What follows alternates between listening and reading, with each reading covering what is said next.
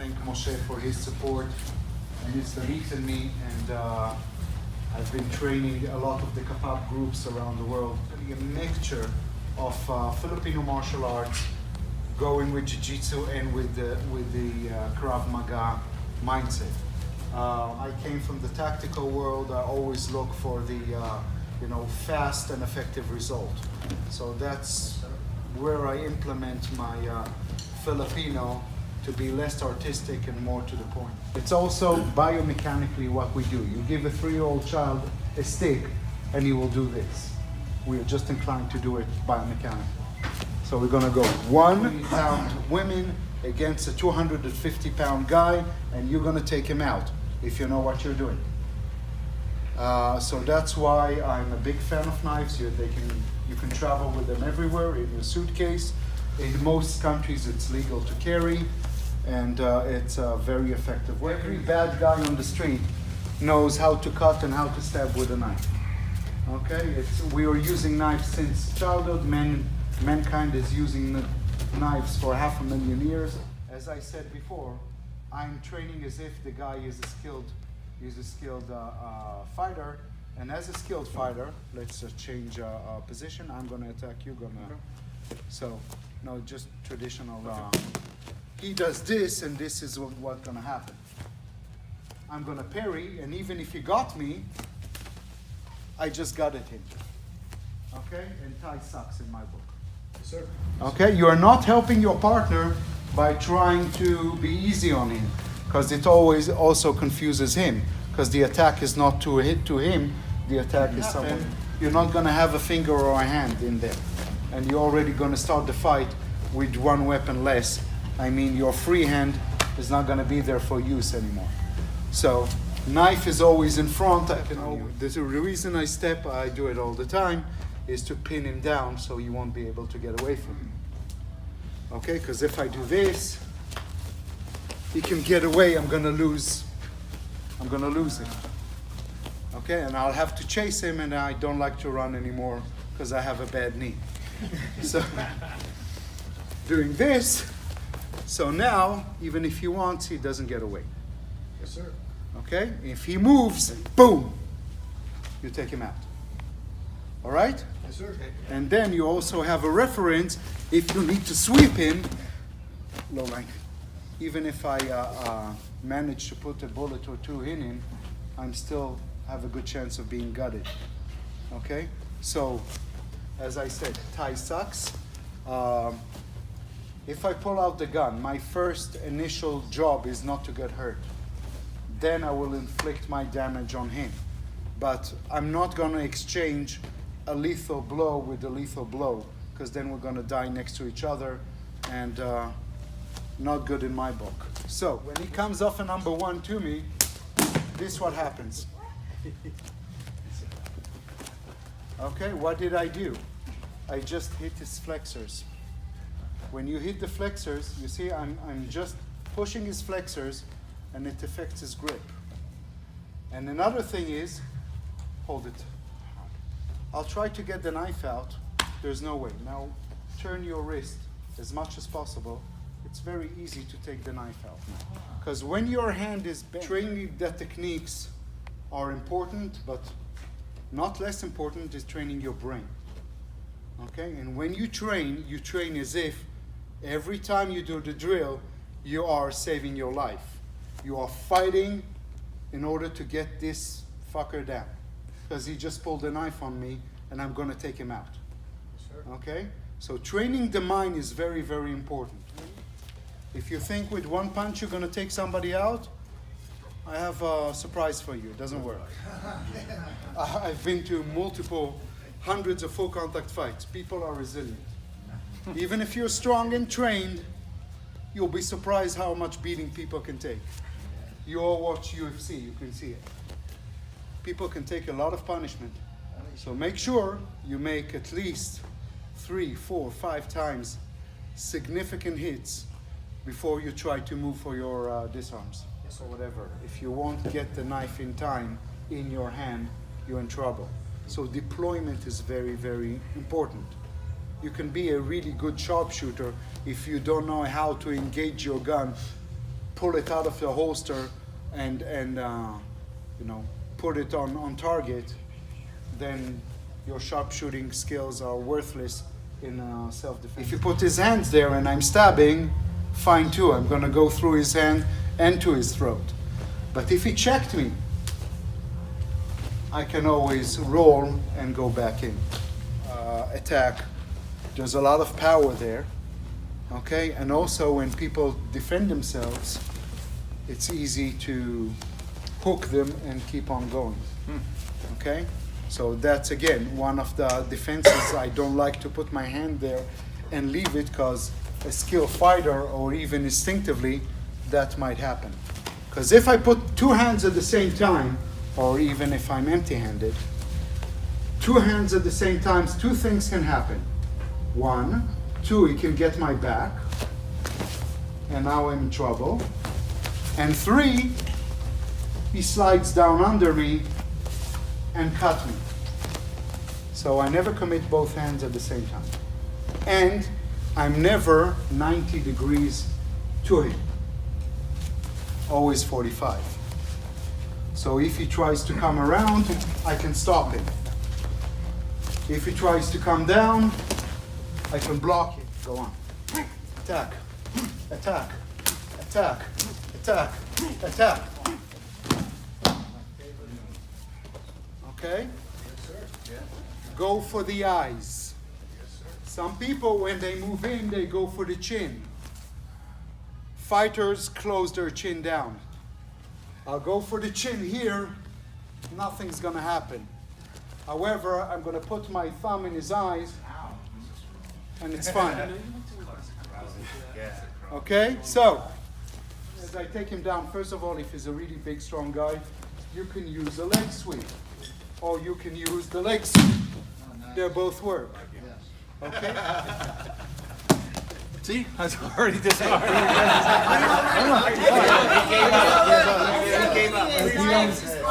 At the end of the seminar, the real weapon here is the Jedi mind trick. You do not want to attack me. Drop your leg. Pull the leg back. Straighten. I didn't hear that text. Okay? Okay? He's giving you trouble. Strike the groin and take him. Whether you're in front or side or back. Okay, whatever happens, the first thing is that the muzzle should not be anywhere on your silhouette.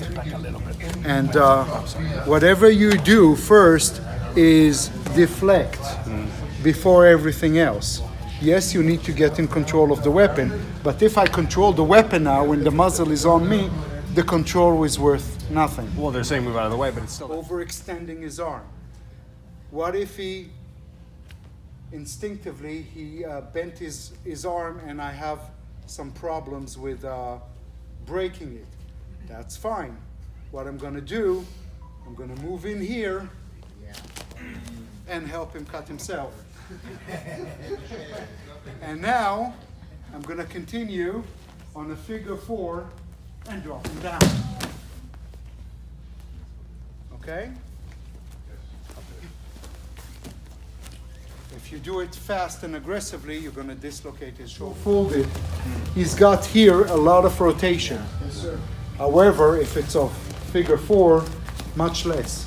You see how? And I'm going to pull and push at the same time. All right? He comes up. I want you to step offline, parry, and go under his arm, and he doesn't see it coming. So as he goes, it's this. Empty hand version to the same technique. The elbow, I always give support from the back, so it gives it some, and that's why I always step on the people, because they can't dissipate the energy by moving back. Or when I'm pushing in with the knee strike, this is one thing, but when I pull you to it, it's another. That pretty face on. You almost done, Kian? Any day now. Look at my cool tripod. Seminar. Fancy tripod. It's a really cool Where's your tripod. Canon? You can see Yeah, right? Gotta say. Bring it today.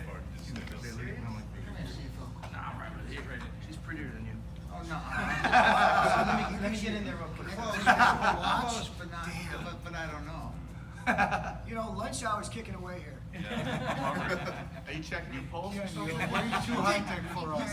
think he was easy on you? Wait till after lunch, man. This is like strategic. He's hungry. This is James Bond kind of stuff. Yeah, yeah, what are we doing? Agent Two 009. violent or 15 Here we go. Hold on. You don't take a picture on your phone? Come on, come on. That is the end. I'm going to use my tablet every Is there a time. flash? or- I'm sorry. On his watch, right? Yeah. Some secret agent you'll be. All right. I know where to put the knife.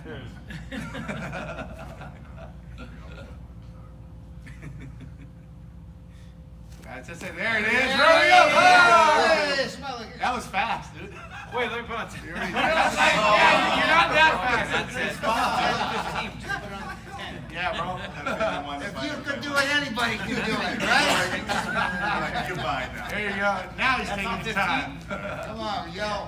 Oh, snap. What's All right, up? hold on. Everybody, at least you got us all smiling for sure. That's it? That's it. Oh. Safety reasons, do point all the time to the sternum, not to the face. Okay, but this works also very well for the face, especially for tactical pens and Kobutans. In, slap, slap, boom. I'll take him. Okay, that's the intensity and the energy I expect. I can use this to close on him and move in. This is for clearing, for grabbing, and for trapping. Doing this, even though I can get a win, you have endless options. And now we're gonna add the elbow drop. You don't do it by trying to get around and flailing your hand behind, because that gives him time to take initiative and start taking care of you. He has to be on the defensive side constantly. Bring it here, grab, and go again. Close, go. You got me right there. So, and he's got stickiness because it's a Wing Chun. I'm just You're focused too on focused on Yeah. this Good. rather than use both hands. Good. Thank you. I'm going to put the wrist and put a lock on it. I knew that was coming. It's important to lock the wrist because if I don't lock the wrist, you have some movement here. If I lock the wrist, same thing as before. So if he blocks down there, thank you very much. He just let me close the door on him and I can keep on. I want to go against your thumb and roll it a little. So as I move in and I have multiple guys to attend to, you don't have to freeze.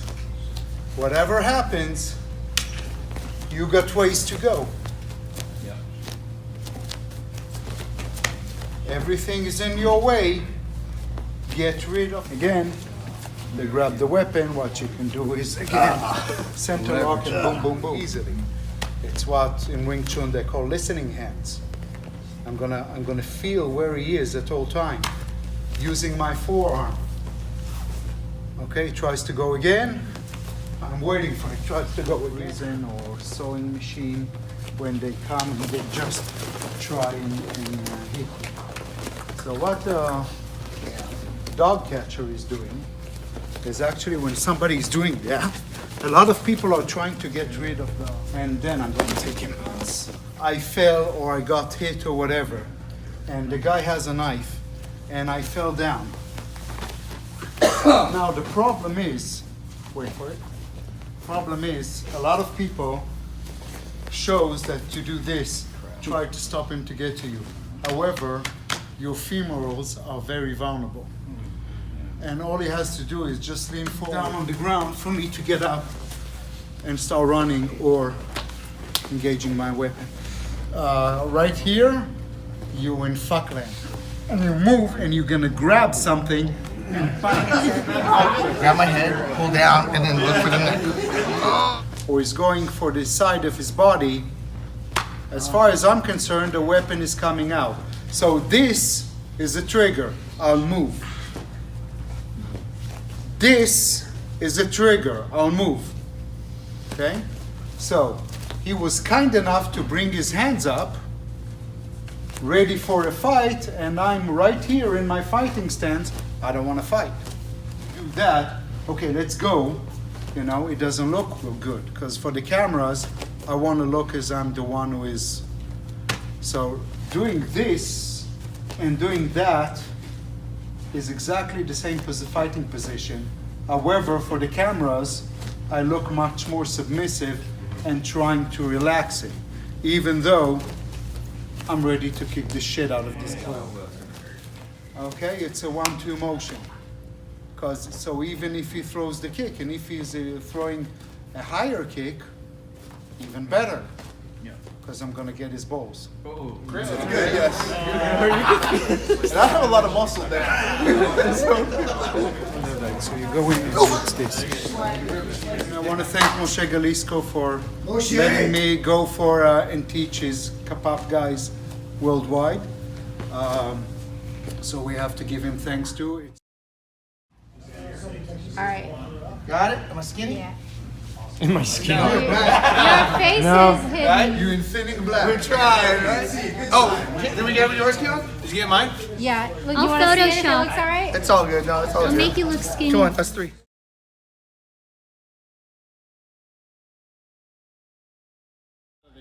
Okay, so when I move here, okay? So I have the shortest way to go. And now I'm going to move in stride, move. Okay? And since they're from the front, if it's going towards the head, it's the same exact thing, or is it the where you just kind of parry the gun? Okay, so now here again, don't shoot, don't make eye contact, Okay.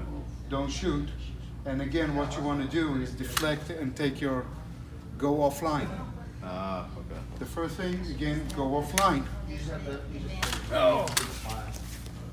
That's how it comes off. Browning high power. Back in the late 60s. Our Secret Service started to use Browning high powers. Before that, they had revolvers. Okay? And a Browning high power is a single action gun. Okay, unless you go with it lock and cock condition 1, which is unacceptable in Israel for safety reasons. So the whole policy was to take out the Browning high power and cock it and shoot. Okay. Later on, let's say early 90s, they all moved to Glocks. Glocks is essentially a double action gun. This thing is not necessary. However, because of years and years of training, and that is the tactics, they have not changed it. So the Israeli combat shooting thing is doing this. And you're sideways when you push forward, yeah. Yeah. Okay. And you go straight. It's like a punch almost, yeah. So you go here from the center, you pull the gun, you go here from the center, you pull and push the same and shoot. What you're doing is you clip the slide, and then And you push the gun forward. You don't cock it. Right. You're here,